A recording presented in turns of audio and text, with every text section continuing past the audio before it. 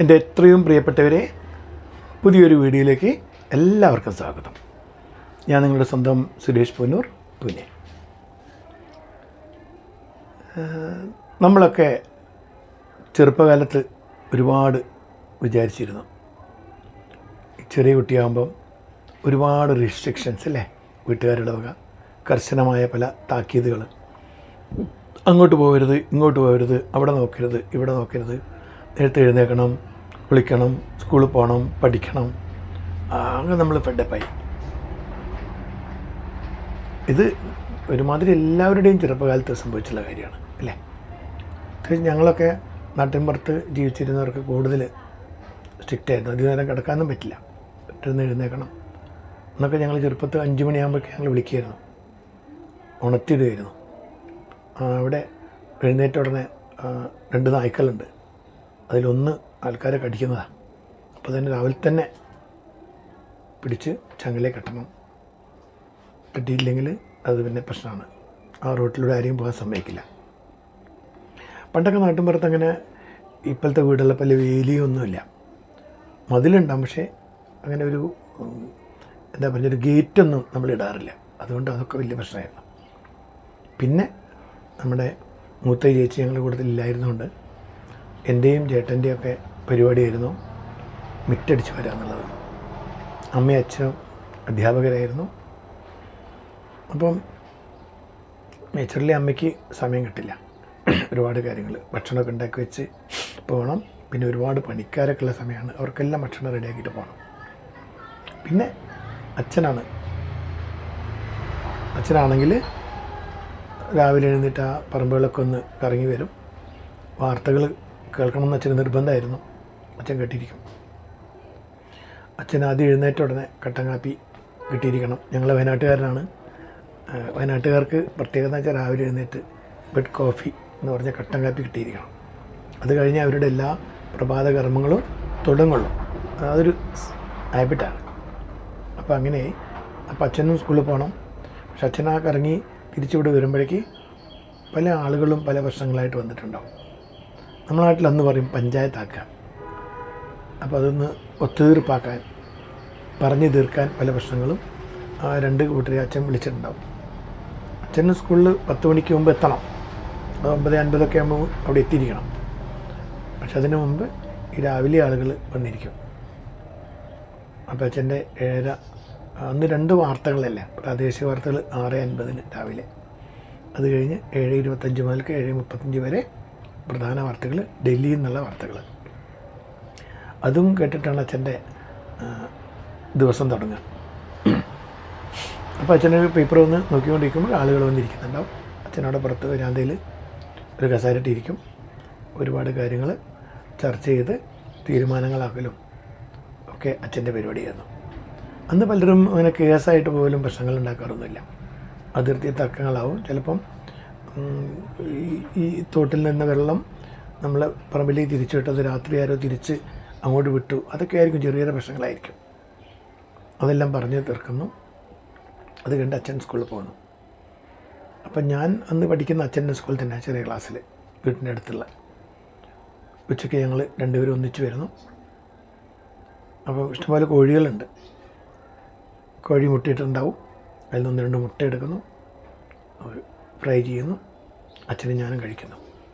അന്ന് ഞാൻ 1-ാം ക്ലാസ്സിൽ 2-ാം ക്ലാസ്സിലൊക്കെ പഠിക്കുന്ന സമയം, വളരെ ചെറിയ കുട്ടി. അമ്മ ഭക്ഷണമൊക്കെ എടുത്തിട്ട് ഉച്ചയ്ക്ക് ചേട്ടനെയും കൂട്ടിയിട്ട് അവരുടെ സ്കൂളിലേക്ക് പോയിട്ടുണ്ടാകും. അത് കുറച്ച് ദൂരെയുള്ള സ്കൂളാണ്. അന്ന് ബസ് സൗകര്യമൊന്നുമില്ല, ഒരുപാട് നടന്നിട്ടൊക്കെ അമ്മയ്ക്ക് പോകണം. വയലിലൂടെയും അണക്കെട്ടൊക്കെ കടന്ന്. അത് മഴക്കാലത്തൊക്കെ ഒരുപാട് പ്രശ്നങ്ങളാണ്. പലപ്പോഴും അവിടെയൊക്കെ വെള്ളം കയറുമ്പോൾ അങ്ങോട്ട് പോകാൻ പറ്റാതെ, ക്രോസ് ചെയ്യാൻ പറ്റാതെ അമ്മ ലീവായിട്ട് തിരിച്ചു വരികയും. പിന്നെ സ്കൂളിലേക്ക് പോകുമ്പം തന്നെ സ്പെയർ ഡ്രസ്സൊക്കെ കൊണ്ടുപോകണം. അത് നനയാനും ചെളിയാവാനൊക്കെ സാധ്യതയുണ്ട്. അവിടെ പോയിട്ട് ഡ്രസ്സ് മാറ്റുക, അങ്ങനെയുള്ള കാര്യങ്ങളൊക്കെ ചെയ്യേണ്ട അങ്ങനത്തെ കാലഘട്ടമായിരുന്നു. എങ്കിലും ആ ഒരു പ്രൊഫഷൻ അവർ, അധ്യാപനം വളരെ നന്നായിട്ട് ചെയ്തുകൊണ്ടിരുന്നു. എല്ലാവരുടെയും നല്ല പേര്, ഞങ്ങളുടെ ടീച്ചർ, നമ്മളെ സ്വന്തം ടീച്ചർ എന്നുള്ള ഒരു പേരൊക്കെ കിട്ടുമ്പോൾ അങ്ങനെ നടന്നു നോക്കുന്ന കാലം. അപ്പോൾ ഉച്ചയ്ക്ക് ഞങ്ങൾ വന്ന് മുട്ടയെല്ലാം ഫ്രീ ആക്കിയിട്ട് ഭക്ഷണം കഴിച്ചിട്ട് തിരിച്ചു പോകും. അച്ഛനാണെങ്കിലും സ്കൂളിൽ ഭയങ്കര സ്ട്രിക്റ്റാണ്, നല്ല അടിക്കുന്ന മാഷാണ്. പല രക്ഷിതാക്കളും കംപ്ലൈൻ്റായിട്ട് ഹെഡ് മാഷെ കാണാൻ വരാറുണ്ട്. അവിടെ ഈ മാഷ് ഭയങ്കര അടിയാണ്, ഈ ഡിവിഷൻ ഞങ്ങളെ മാറ്റണം. അപ്പോൾ വേറൊരു ഡിവിഷനിലുണ്ട്, അവർ നല്ല ടീച്ചറാണ്, അടിക്കൊന്നുമില്ല. പഠിച്ചില്ലെങ്കിലും ഹോംവർക്ക് ചെയ്തില്ലെങ്കിൽ അവർക്കൊരു പ്രശ്നമില്ല. പക്ഷേ അതിന് പകരമായിട്ട് വീട്ടിൽ നിന്ന് വരുമ്പോൾ നല്ല പച്ചമുളകോ കരിവേപ്പില കുമ്പളങ്ങ അങ്ങനെയുള്ള സാധനങ്ങളൊക്കെ അവർ കൊണ്ടുകൊടുത്താൽ അവർ ഹാപ്പിയാണ്, ഇഷ്ടംപോലെ മാർക്ക് കൊടുക്കും. പിന്നെ അടിച്ചില്ലെങ്കിലും പഠിച്ചില്ലെങ്കിലും കുഴപ്പമില്ല. അന്ന് ഞങ്ങളുടെ സമയത്തൊക്കെ ഒരു ചാക്കിരി പാസ് ഉണ്ടായിരുന്നു. അപ്പോൾ 1 മുതൽ 7 വരെ ചാക്കിരി പാസ്സിൽ എന്തായാലും പാസ്സായിപ്പോവും. അപ്പോൾ അതുകൊണ്ട് പരീക്ഷയും അതൊന്നും ഒരു പ്രശ്നമായിരുന്നില്ല. പിന്നെ ആളുകൾ ചോദിച്ചു, ചാക്കിരി പാസ്സുണ്ട്, കുട്ടി പാസ്സാകുന്ന ഉറപ്പാണെങ്കിൽ പിന്നെ എന്തിനു മാഷ് ഇങ്ങനെ അടിക്കണം? അത് അവരുടെ ചോദ്യമായിരുന്നു. മാഷ് പറഞ്ഞു, എൻ്റെ ക്ലാസ്സിൽ പഠിക്കുന്ന കുട്ടി നാളെ അക്ഷരം അറിയില്ല, വായിക്കാനറിയില്ല, അങ്ങനെ ഒരു ഗതികേട് അവന് വരാൻ പാടില്ല. ഞാൻ നാളെ ഉണ്ടാവില്ല, പക്ഷേ ഈ കുട്ടിക്ക് ഇനി ജീവിതമുള്ളതാണ്. അതുകൊണ്ട് നിങ്ങൾക്ക് വേണമെങ്കിൽ ഈ ഡിവിഷനെ മാറ്റി കൊണ്ടുപോകാം, പക്ഷെ ഇവിടെ ഇരിക്കുകയാണെങ്കിൽ അവൻ പഠിച്ചിരിക്കണം, പഠിച്ചേ പറ്റൂ. അന്ന് ഞങ്ങൾക്കും അത് അരോചകമായി തോന്നി. അച്ഛൻ്റെ ക്ലാസ്സിൽ നിന്ന് ഏറ്റവും കൂടുതൽ അടി വാങ്ങുന്ന ആൾ ഞാനായിരുന്നു. മാസ്റ്റർ മകൻ ഒരിക്കലും ഒരു പ്രശ്നം ഉണ്ടാകാൻ പാടില്ല. കാരണം അത് വികൃതി കളിച്ചതിൻ്റെ പേരിലാണ് അധികം, പഠിക്കാത്തതിൻ്റെ പേരിലല്ല. പഠിത്തമൊക്കെ ഗംഭീരമായിരുന്നു. അപ്പോൾ അത് പിൻകാലത്ത് ഇപ്പം ഈ ഞാനിവിടുന്ന് റിട്ടയർ ആയതിനു ശേഷം ഞാൻ നാട്ടിൽ പലപ്പോഴും പോകുമ്പോൾ ചിലപ്പോൾ എൻ്റെ തറവാട് വീട്ടിൽ ഞാൻ കുറച്ച് ദിവസമൊക്കെ താമസിക്കാറുണ്ട് ഒറ്റയ്ക്ക്. താമസിക്കുമ്പോൾ പലരും വർഷങ്ങൾക്ക് മുമ്പ് നാട് വിട്ടു പോയ സ്ഥിരമായിട്ട് കാണാത്ത പലരും അങ്ങനെ കാണുമ്പം മാഷ്ടെ മോനല്ലേ എന്ന് ചോദിക്കും.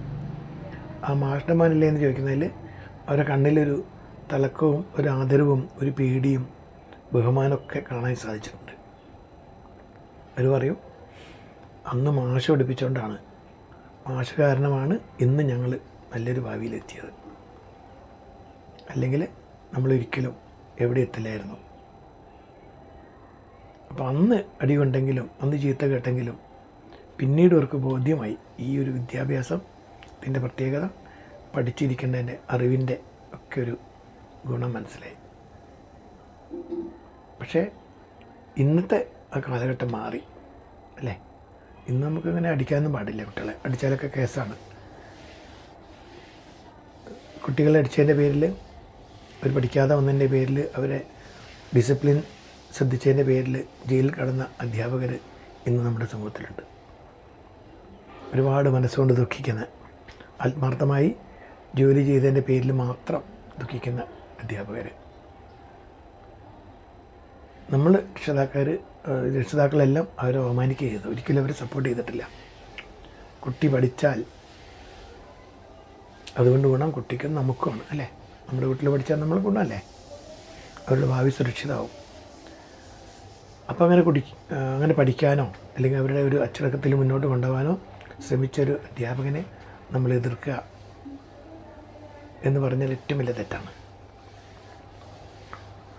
പക്ഷേ ഇന്നും ഈ വയസ്സിലും 65 വയസ്സാണ് ഇപ്പം. 65 വയസ്സിലും നാട്ടിൽ പോകുമ്പോൾ ഞാൻ അറിയപ്പെടുന്നത് മാഷ്ടെ മകൻ എന്നാണ്. ആ മാഷിന് ശേഷം പല മാഷന്മാർ വന്നു. ഈ മാഷ് മരിച്ചിട്ടും വർഷങ്ങളായി. 1999 മരിച്ചതാണ്. ഇന്നും അവിടെ ചെല്ലുമ്പോൾ മാഷ്ടെ മകനിലെ എന്ന് പറയുന്നത് നമ്മുടെയും കണ്ണു നിറയും.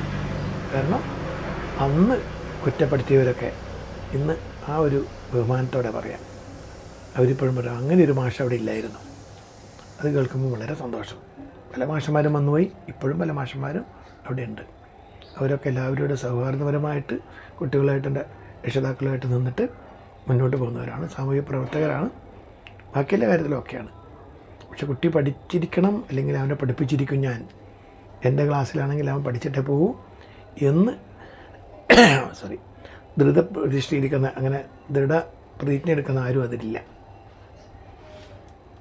അതാണ് ഈ കാലഘട്ടത്തിൻ്റെ വ്യത്യാസം. ഗുരുകുല സമ്പ്രദായമൊക്കെ കണ്ടു വളർന്നവരാണ് പലരും. നമ്മളതിനെപ്പറ്റി ഒരുപാട് കേട്ടിട്ടുണ്ട്. ഗുരുവിനെ ദൈവതുല്യം കണക്കാക്കുന്ന പലരും. പക്ഷെ ഇന്നതൊക്കെ മാറി. ഗുരുവിനൊന്നും ആ സ്ഥാനം ആരും കൊടുത്തിട്ടില്ല. അപ്പോൾ അങ്ങനെ ഈ മാറുന്ന കാലഘട്ടം നമ്മളും മനസ്സുകൊണ്ടും ശരീരത്തിൻ്റെ മാറ്റത്തോടൊപ്പം മാറിയേ പറ്റും. നമ്മുടെ ചിന്തകളൊക്കെ മാറണം. അപ്പോൾ അങ്ങനെയൊക്കെ നമ്മൾ നടന്ന കാലഘട്ടത്തിൽ നമുക്ക് തിരിച്ച് ആ വീട്ടിലൊക്കെ പോയി താമസിക്കുമ്പോൾ ഒരു നൊസ്റ്റാൾജിയ അല്ലേ നമുക്ക് ഫീൽ ചെയ്യും. നമുക്ക് ഗൃഹാതുരത്വം എന്നൊക്കെ പറയില്ലേ. പലർക്കും പല കുട്ടികൾക്കും അങ്ങനെ ഉണ്ടോയെന്ന് എനിക്കറിയില്ല. പലരും നാട്ടിലൊക്കെ ഭയങ്കര ചിലവാണ് എന്ന് പറഞ്ഞ് ഇവിടെ കൂടാൻ ആഗ്രഹിക്കുന്നവരുണ്ട്. സാഹചര്യത്തിൻ്റെ സമ്മർദ്ദം കൊണ്ട് ഞങ്ങളും ഇതുപോലെ പൂനെയിൽ സെറ്റിൽ ചെയ്തവരാണ്. പക്ഷേ എപ്പോഴും നമ്മുടെ നാട്ടിനെ പറ്റിയും നാട്ടുകാരെ പറ്റിയും അതുപോലെ നമ്മളെ അച്ഛനമ്മയെ ഒക്കെ സംസ്കരിച്ച തറവാട് വീടിനെ പറ്റിയും പറമ്പിനെ പറ്റിയൊക്കെ ഓർക്കുമ്പോൾ നമുക്ക് കണ്ണിപ്പോഴും നിറയും. അവിടെ പോയി 10 ദിവസം നിൽക്കാൻ തോന്നും. ഇപ്പം റിട്ടയറായ ശേഷം പറ്റുമ്പോഴൊക്കെ അങ്ങനെ പോയി നിൽക്കാറുണ്ട്. ആ ഓർമ്മകളിൽ സന്തോഷിച്ചുകൊണ്ട് അവിടെ കഴിയാറുണ്ട്. നിർവൃതി നുണയാറുണ്ട്. മനുഷ്യന് എപ്പോഴും ഓർമ്മകളാണ്, നല്ല ഓർമ്മകളാണ് മുന്നോട്ട് നയിക്കുന്നത്. അതുപോലെ പല ആഘോഷങ്ങളൊക്കെ നമ്മളെ മനസ്സിനെ വളരെ സന്തോഷപ്രദമാക്കും. അങ്ങനെ ജീവിച്ചു പോകണം. അല്ലാതെ നമ്മൾ എങ്ങനെയോ ജീവിച്ചു പോകുന്നതിൽ അർത്ഥമൊന്നുമില്ല. അപ്പം ഞാൻ പറഞ്ഞ് ഒരുപാട് കഥകൾ പറഞ്ഞു പോയി. ഇനിയും പല വിശേഷങ്ങളായിട്ട് നമുക്ക് കാണാം. എല്ലാവർക്കും നന്ദി, നമസ്കാരം.